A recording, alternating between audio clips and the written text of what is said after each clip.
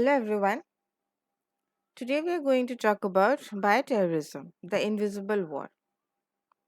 आज हम बात करेंगे बायोटेररिज्म के ऊपर. ओके, इसको अदृश्य युद्ध भी कहा जाता है. Okay, so let's move forward. What is bioterrorism actually? Bioterrorism होता क्या है ना? So bioterrorism is the deliberate use of biological agents like bacteria, viruses और toxins to cause harm, panic और डेथ. ठीक है.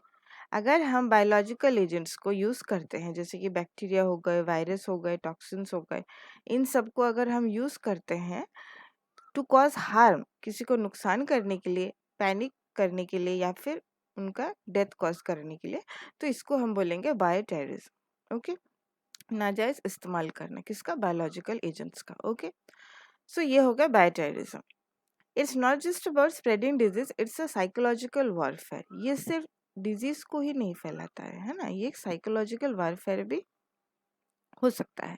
डिफरेंट कंट्रीज के अगेंस्ट में ये वॉर कर सकते हैं, तो ये बहुत ही खतरनाक होता है.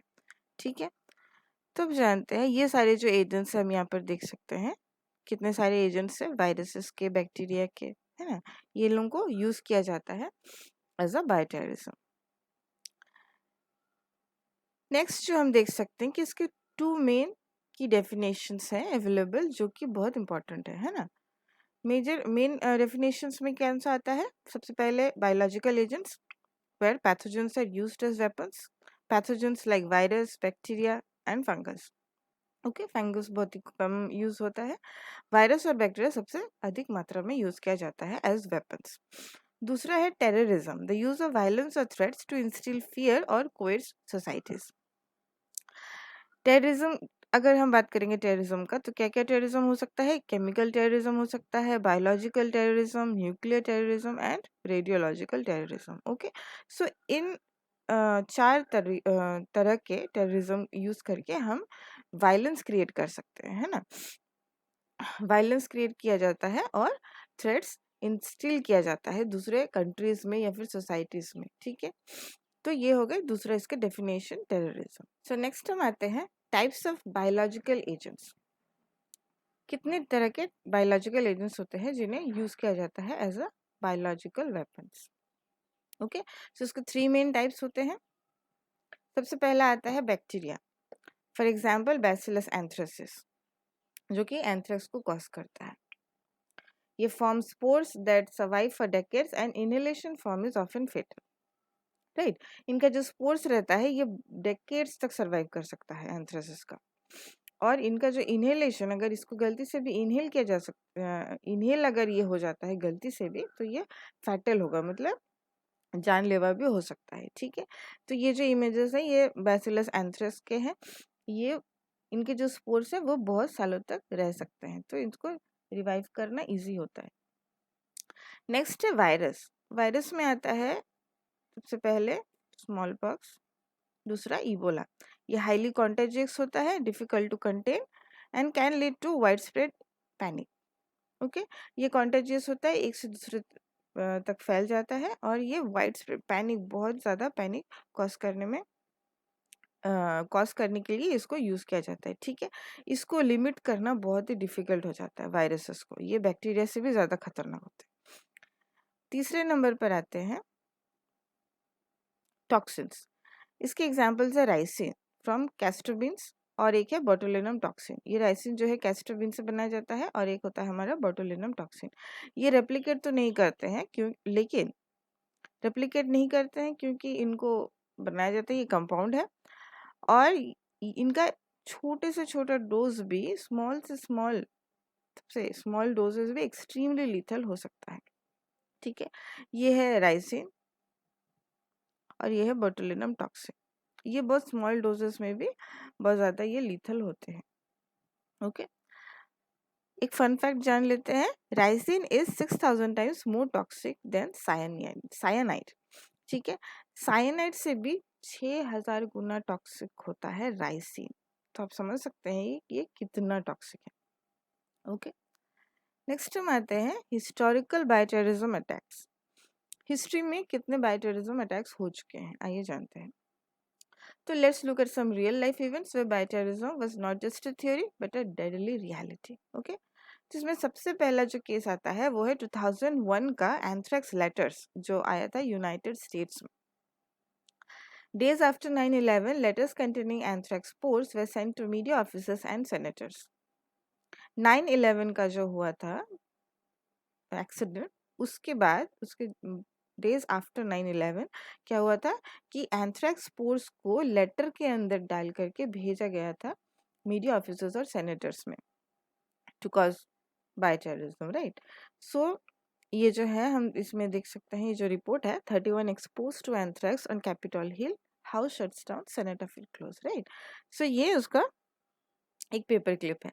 तो इसमें 5 पीपल डाइड, 17 इन्फेक्टेड, ये रिपोर्टेड है। Reportedly 5 people died and 17 infected. Real count might be more. Okay, caused national panic and cost over $1 billion in cleanup and response. Cleanup और रिस्पॉन्स के लिए $1 बिलियन खर्च हो चुके थे। ठीक है, ये सबसे पहला जो केस आया था बायो टेररिज्म का 2001 का एंथ्रेक्स लेटर्स। ओके, नेक्स्ट जो केस आया था वो है 1984 में रजनीशी कल्ट, ओरेगॉन में ये हुआ था। ये सैल्मोनेला की वजह से ये बायो टेररिज्म आया था। इनका जो इंटेंट था दैट इन्फ्लुएंस लोकल इलेक्शन, ये जिन्होंने भी करा था उनका इंटेंट था कि लोकल इलेक्शन को इन्फ्लुएंस किया जाए। तो उन्होंने क्या किया, मेथड कौन सा यूज किया कि they contaminated salad bars with salmonella. Salmonella से उन्होंने सैलेड जो खाना होता है उसको इन्होंने कॉन्टामिनेट कर दिया था। ओके, जो रेस्टोरेंट में इनका जो कल्ट का जो मीटिंग के द्वारा जो लंच वगैरह होता है तो उसमें उन्होंने कॉन्टामिनेट कर दिया था उनके खाने में सैल्मोनेला से। तो इसमें क्या होता है 751 people got food poisoning. Okay, so यहाँ पे देख सकते हैं ये रजनीशी कल्ट है, ये रजनीशी बायो टेरर अटैक, ये रिपोर्टेडली बहुत रिपोर्ट हो चुका है। This are the 4 restaurants of the Dalles जो कि अटैक में अफेक्टेड हुआ था। ओके, नेक्स्ट जो केस है वो है सोवियत बायोवेपन्स प्रोग्राम, इसको कोल्ड वार भी कहा जाता है। इसमें क्या हुआ था कि secret development of weaponised anthrax, plague and small pox. Okay, secretly develop किया गया था वेपनाइज्ड एंथ्रैक्स को। एंथ्रैक्स, प्लेग और ये जो है स्मॉल पॉक्स, इनको वेपन की तरह डेवलप किया जा रहा था सीक्रेटली। कहाँ? सोवियत बायोवेपन्स प्रोग्राम में।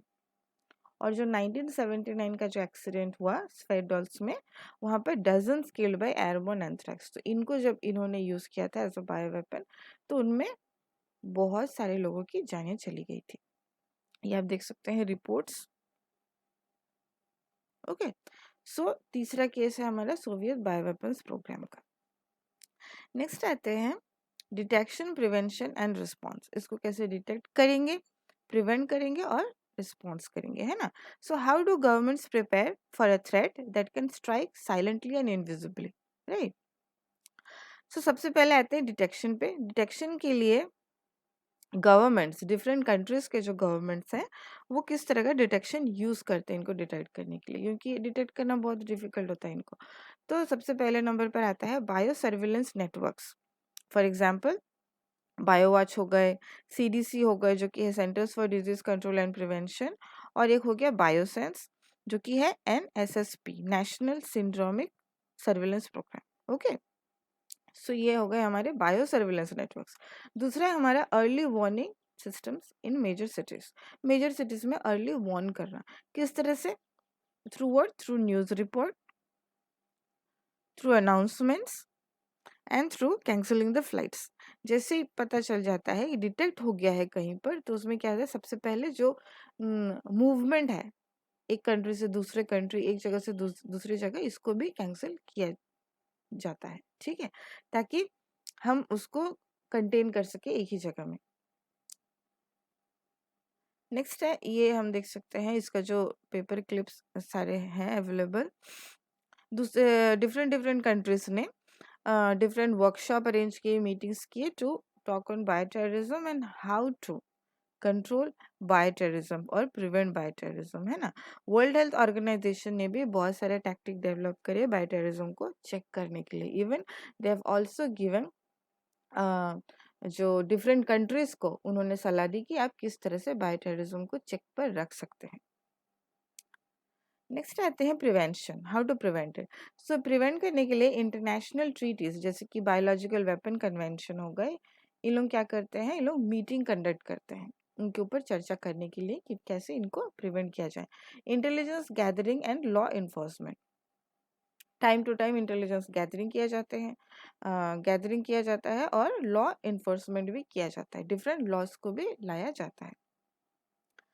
रिस्पॉन्स में हम क्या करते हैं, डिफरेंट कंट्रीज जो है वो क्या करते हैं रिस्पॉन्स में, अगर ऐसा कुछ हो जाता है अगर, तो उसमें क्या किया जाता है। तो सबसे पहले vaccine and antitoxin stock pile, ये जो वैक्सीन वगैरह है, जितने भी सारे हमारे बायोलॉजिकल एजेंट्स है उनके अगेंस्ट में जो संभावनिक, जैसे कि प्रेडिक्टेड, जैसे कि हमने ऑलरेडी पढ़ा बायोलॉजिकल एजेंट्स में बैक्टीरिया, वायरस और जो टॉक्सिन है जो नोन है, उनके अगेंस्ट में वैक्सीन और एंटीटॉक्सिन्स को पहले से बना करके स्टॉकपाइल कर देना, कि अगर ऐसा कुछ होता है, क्योंकि सबसे ज़्यादा डेडली होता है, अगर ऐसा कुछ होता है तो उसको क्या करना है, उसको हम यूज़ कर सकते हैं। वो स्टॉकपाइल में रह गया, जैसे होगा तो हम उसको इमीडिएटली यूज़ कर सकते हैं। जैसे कि रिसेंट हुआ हमारा कोरोना वाला, ठीक है, कोरोना बायोटेररिज्म नहीं था, लेकिन फिर भी कोरोना नया था, है ना, कोविड-19 जो था वो नया था, सार्स सीओवी का। तो उसमें हमारे पास वैक्सीन अवेलेबल नहीं थे, तो उसको बनाने में हमें टाइम लग गए, है ना।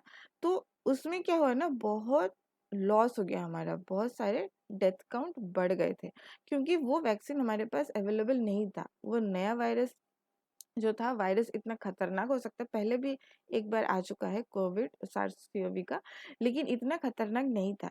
तो इसमें क्या हुआ, जब इस बार आया कोरोना, तो उसमें बहुत ही ज़्यादा हमारा वैक्सीन अवेलेबल नहीं थे। तो अभी क्या करते हैं कि रिस्पॉन्स करने के लिए जितने भी सारे हमारे नोन हो गए हैं उनको बना करके स्टॉक पाइल किया जाता है, ताकि ये कभी भी जब भी ऐसा होता है तो उनको हम यूज़ कर सकते हैं इमीडिएटली। ओके। नेक्स्ट है सीडीसी इमरजेंसी ऑपरेशन सेंटर, इनको हमेशा ऑपरेटिव में रखा जाता है कि अगर ये आए ऐसा केस तो हम इसको इमरजेंसी में यूज कर सकें।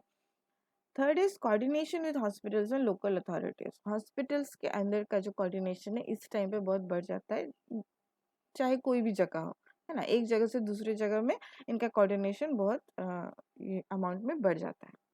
तो इस तरीके से रिस्पॉन्स किया जाता है, एक कंट्री से दूसरी कंट्री में भी रिस्पॉन्स भेजा जाता है, ताकि जैसे कि यहाँ से वैक्सीन हमारे बहुत सारे कंट्रीज में गए, right.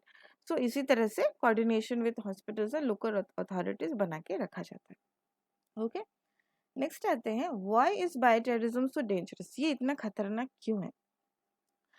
Bioterrorism isn't just about death tolls, it's about how easily society can unravel, right.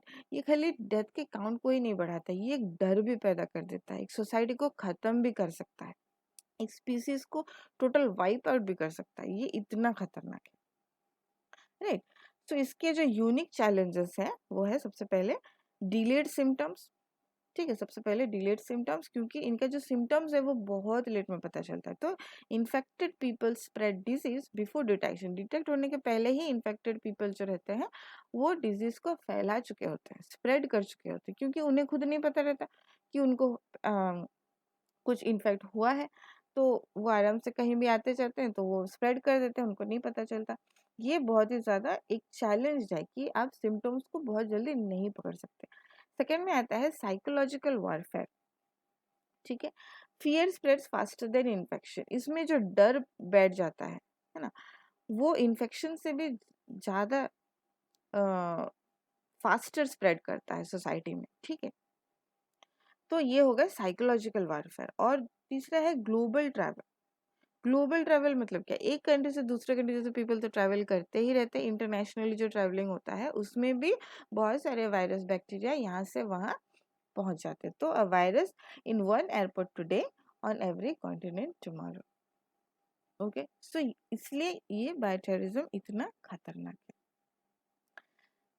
तो हम देख लेते हैं जी कैसे एक कंट्री से दूसरे कंट्री में हमारा ये फैला हुआ था, कैसे फैलता है और कितने कंट्रीज अफेक्टेड है। जैसे सबसे पहले देखते हैं countries affected by small pox virus. तो ये सारे कंट्रीज है जो अफेक्ट हो चुके हैं, उसमें से एक जगह से दूसरी जगह कितने वाइडली स्प्रेड होते हैं। ये 1930 का इन्फेक्शंस का चार्ट है। ओके, नेक्स्ट है हमारा ये इबोला हिट कंट्रीज है, countries affected by Ebola virus.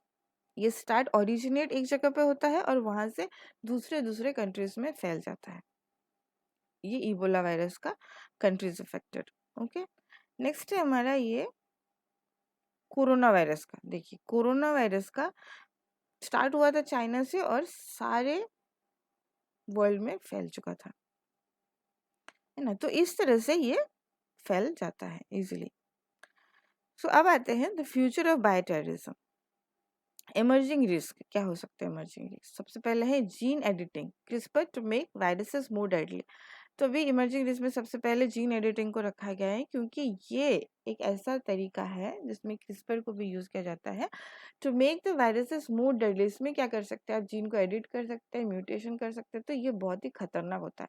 तो जिन देशों में, जिन कंट्रीज में टेररिज्म वाला जो इनका जो रहता है माइंडसेट, या फिर बायो वॉर के समय इनको यूज करने के लिए इनका जो है रिसर्च ऑनगोइंग रहता है। जैसे कि चाइना, उनके बैकग्राउंड में चाइना हमेशा कुछ ना कुछ वो तैयारी उनका चलते रहता है ना। तो इस तरह से वो क्या करते हैं कि जीन एडिटिंग करते हैं। तो इनका जो जीन है, जो हम बायोलॉजिकल एजेंट्स पढ़े हैं, उनके जीन में ये क्या करते हैं, म्यूटेशन कर देंगे या फिर जीन को एडिट कर देंगे ताकि ये और भी खतरनाक हो सके। तो ये बहुत ही एक रिस्क फैक्टर है। ये वायरसेस, बैक्टीरिया, जो भी बायोलॉजिकल एजेंट्स है, इनको डेडली बनाते हैं।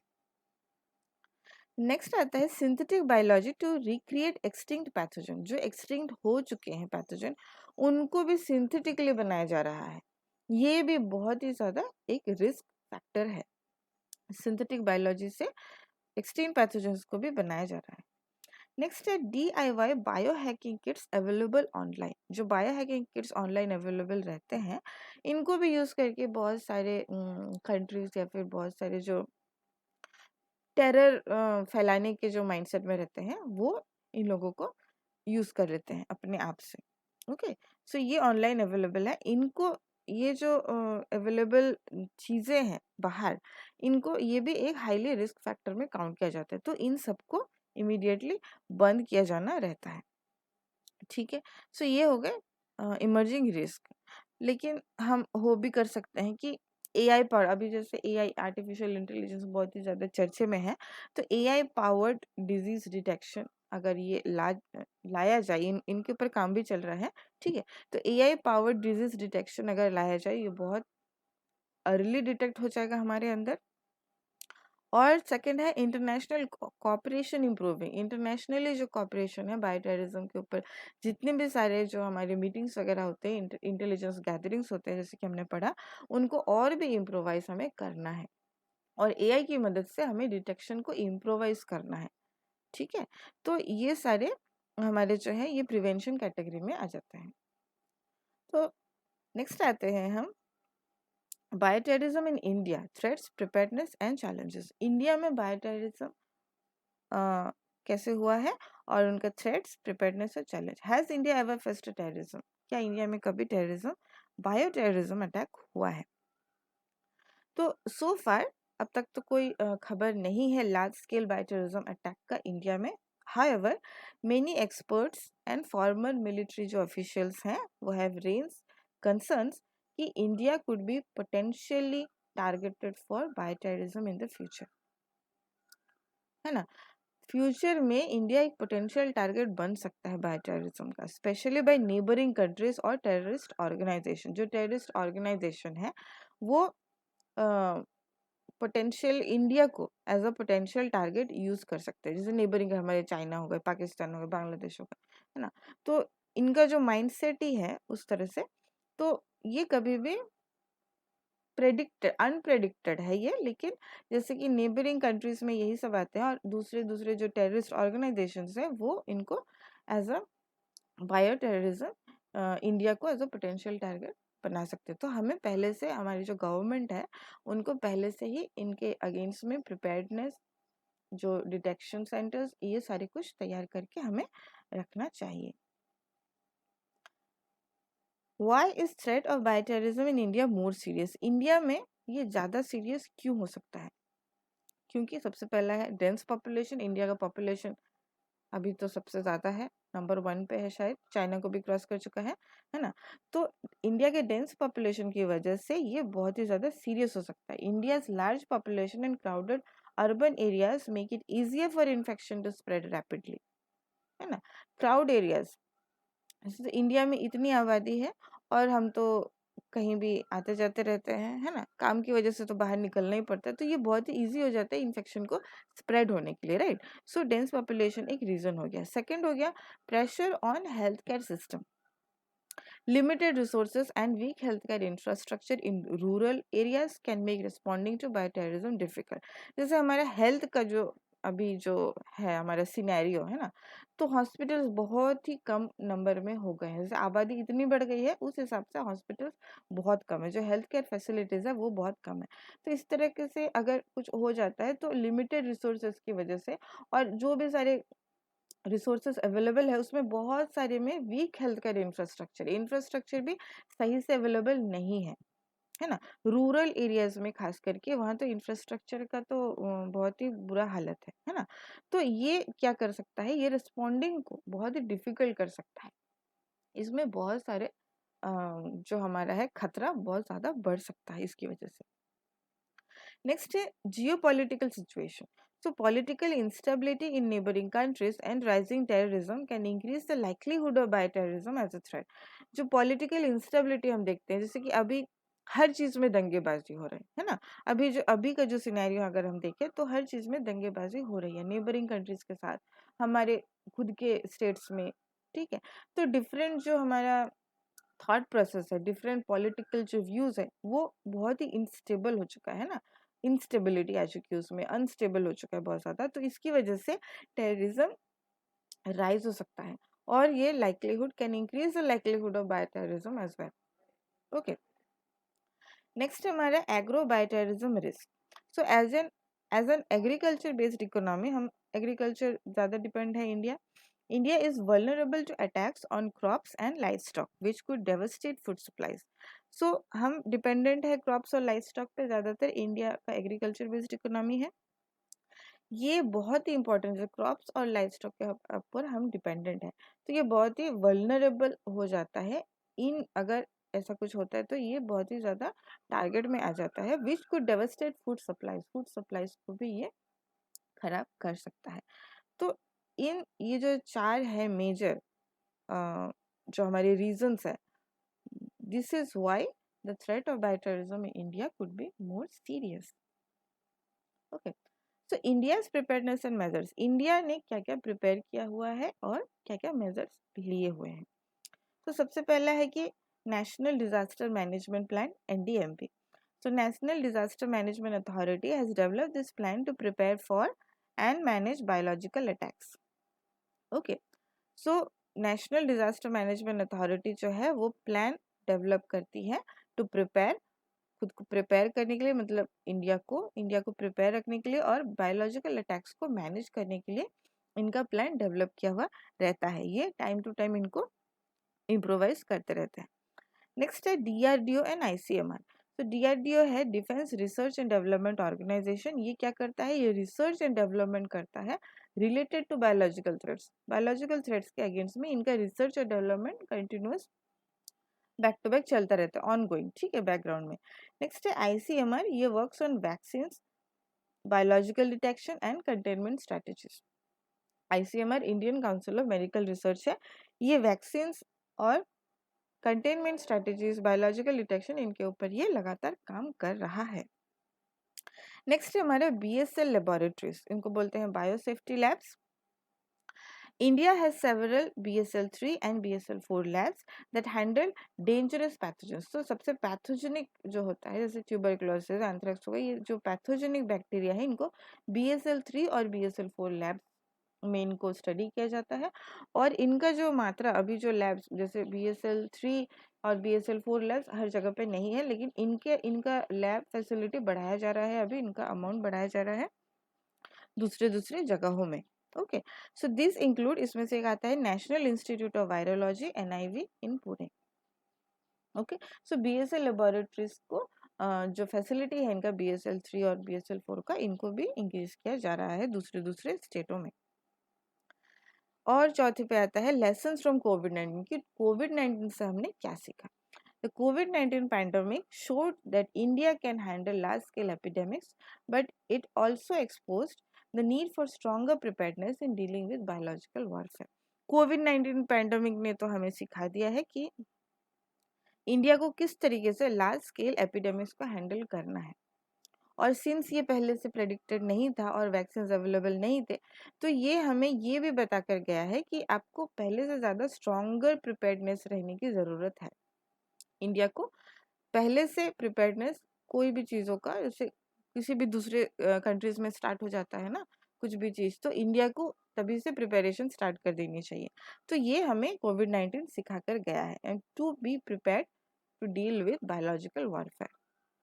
ओके, नेक्स्ट आते हैं biological agents India should be concern about. तो क्या क्या एजेंट्स है जिसको इंडिया को पहले से तैयारी रखनी चाहिए। तो सबसे पहले तो एंथ्रैक्स है, क्योंकि ये बहुत, इनके जो स्पोर्स होते हैं, जैसे हमने माइक्रोबायोलॉजी में हम स्पोरुलेशन एक चैप्टर वो भी है, ठीक है। तो इनका जो स्पोर्स रहता है ना, ये बहुत डिकेट्स तक रहता है, जैसे हमने पढ़ा अभी अभी। तो इसलिए सबसे पहला तो है एंथ्रैक्स, इसको सबसे कंसर्न में रखना है। नेक्स्ट है स्मॉल पॉक्स, ये ऑल दो इरेडिकेटेड ग्लोबली, बट ये बायो वेपन की तरह यूज किया जा सकता है, जैसे मैंने बोला इमर्जिंग रिस्क में, ठीक है। इनको फिर से रिवाइव किया जा रहा है, इनको सिंथेटिकली बनाया जा रहा है, तो ये बहुत खतरनाक हो सकते हैं, तो इनको भी हम कंसिडर में रखेंगे। उसके बाद है निपा वायरस और है zoonotic virus, viruses that jump from animals to humans like bird flu. जो एनिमल से ह्यूमंस के तरफ जो ट्रांसफर हो सकते हैं, उनको बोलते हैं जूनोटिक वायरस। इनके ऊपर भी हमें ध्यान रखना है, क्योंकि जो मांसाहारी लोग हैं उनको इनटेक करते हैं, तो उनमें से एक जगह से एनिमल से ह्यूमंस तक ट्रांसफर हो जाता है। तो इन सब जो बायोलॉजिकल एजेंट्स जो हमारे हिस्ट्री है जिनका, इनके ऊपर तो प्रिपेयर्डनेस रखना ही है। इसके साथ साथ जो संभावनिक, जो हमारा और भी बायोलॉजिकल एजेंट्स अभी जो जो हो सकते हैं, उनके ऊपर भी हमें तैयारी रखनी है। तो इंटरनेशनल कोऑपरेशन, इंडिया जो है वो अभी फिलहाल एक्टिव इंटरनेशनली बहुत एक्टिव है। इंडिया इज एक्टिव इंटरनेशनली किसके साथ? WHO के साथ, GHSI के साथ, BWC के साथ। ओके, तो world health organization, global health security initiative और बायोलॉजिकल वेपन्स कन्वेंशन, इनके साथ इंडिया इंटरनेशनली एक्टिव है और इनका एक्टिव पार्टिसिपेशन भी करती है, ठीक है, active part of this all this international organization. तो ये इंडिया को सपोर्ट या फिर जो अगर इनकेस ऐसा कुछ होता है, तो इनमें ये सारे जो कॉपरेशंस है वो उनकी मदद कर सकती है, ठीक है। तो एक्टिव पार्टिसिपेशन इंडिया का इसमें है। तो नेक्स्ट आते हैं कि जैसे क्रिस्टिन लगार्डे जो है प्रेसिडेंट यूरोपियन सेंट्रल बैंक के, उन्होंने कहा था बायो टेररिज्म के ऊपर जो कोट करा था वो है, we were standing on one side of a massive river of uncertainty and hardship, we are now seeing the other side of the river. Okay, ये बहुत ही फेमस कोट है इनका। ये जो है, हम अनसर्टेनिटी और हार्डशिप के दूसरे तरफ, रिवर के दूसरे तरफ, मतलब जो अनसर्टेनिटी और हार्डशिप का रिवर है, उनके दूसरे तरफ हम स्टैंडिंग मतलब खड़े थे। अभी हम रिवर के दूसरे साइड को भी देख रहे हैं, है ना। तो इस तरीके से जो बायोटेररिज्म है, इसे हम बेनिफिशियल, जो माइक्रो ऑर्गेनिज्म को एज अ बेनिफिशियल हम हमेशा से यूज करते आए हैं, लेकिन इनका जो नेगेटिव इम्पैक्ट भी है वो भी हमें ध्यान में रखना है। वो रिवर के दूसरे साइड हो जाता है, वो भी हमें ध्यान में रखना होता है, राइट। सो इस तरह से हम बायोटेररिज्म को प्रिवेंट कर सकते हैं और इसकी जानकारी रख सकते हैं, है ना। अवेयरनेस ही आपको अच्छे से प्रिवेंट कर सकता है। तो prevention is better than cure, right. तो आपको पहले से ही प्रिवेंशन की तरफ जागरूकता बढ़ानी चाहिए। Okay, so that's all for today's video. I hope आप सबको समझ आ गया होगा आज का बायोटेररिज्म टॉपिक। अगर कुछ नहीं अगर कुछ भी डाउट है अगर आपका, तो आप कमेंट बॉक्स पर लिख सकते हैं। और अगर आपको इसके PPTs या फिर आपको नोट्स चाहिए, तो आप लिंक्डइन पेज को फॉलो कर सकते हैं, वो हमारे डिस्क्रिप्शन में अवेलेबल है। And if you like this video, do give the thumbs up and do share and subscribe to our channel for more such related microbiology updates. Thanks for watching.